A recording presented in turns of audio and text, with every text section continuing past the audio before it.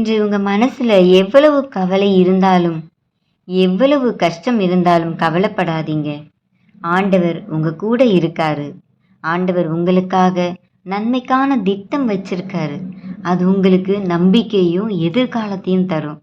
நான் உங்களுக்கு வைத்திருக்கும் திட்டம் நன்மைக்கானது, தீமைக்கானது அல்ல என்று இயேசு உங்களை பார்த்து கூறுகின்றார்.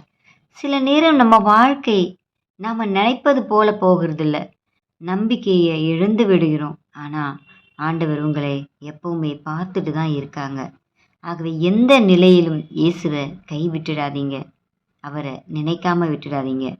நீங்க நம்பினா ஆமேன் என்று சொல்லுங்க. ஆண்டவரை ஒருபோதும் மறவாதீங்க. மறவாத நேசர் நம்மோடு என்றும் வாழ்ந்து கொண்டிருக்கின்றார். ஆமேன்.